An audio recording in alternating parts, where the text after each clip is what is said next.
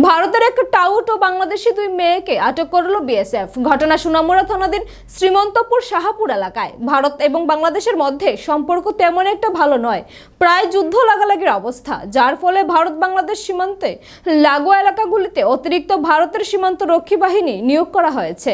এত কঠোর নিরাপত্তা থাকার ফলেও কি করে বাংলাদেশিরা প্রবেশ করে, এ নিয়ে কিন্তু সীমান্ত রক্ষী বাহিনীদের উপর মানুষ সন্দেহ করছে।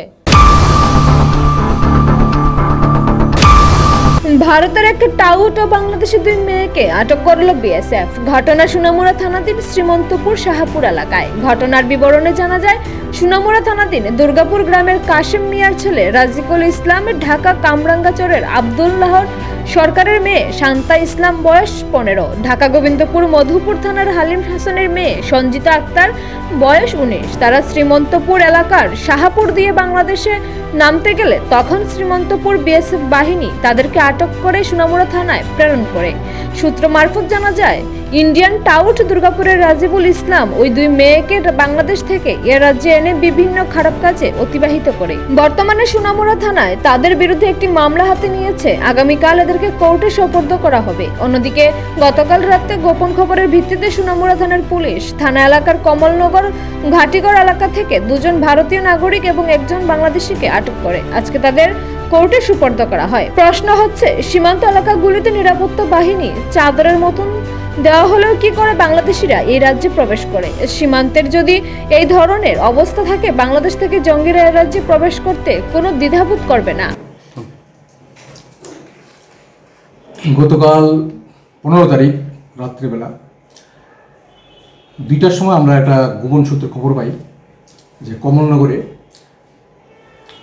3জন লোক, সাসপেক্টেড 3জন লোক ঘোরাফেরা করতেছে, তো পাবলিক ডিটেইন করছে। ঠিক আছে, তো সেই অনুসারে আমাদের থানার সাব ইন্সপেক্টর তপন দাস ওইখানে গেছে এবং ওইখানে গিয়ে সেরা 3জন লোকেরই ডিটেইন করে থানাতে নিয়ে আসে।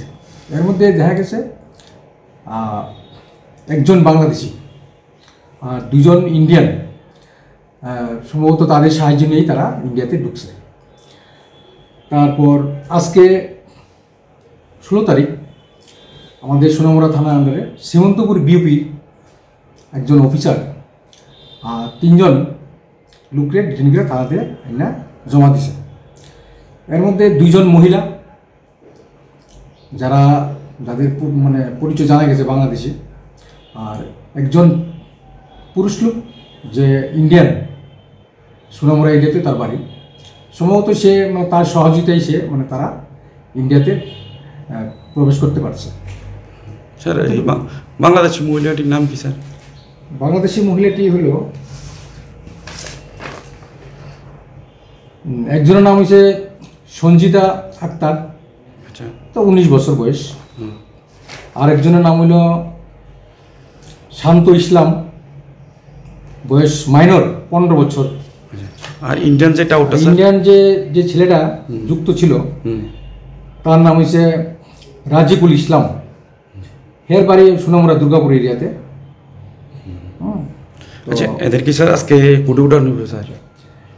গতকালকে যে লোকগুলাকে কমলনগর থেকে আনা হয়েছিল তাদেরকে ইন্ডিয়ান এবং বাংলাদেশি সবাইকে মানে আইন অনুসারে কেস রেজিস্টার হয়েছে এবং তাদেরকে কোর্টে ফরওয়ার্ড করা হয়েছে।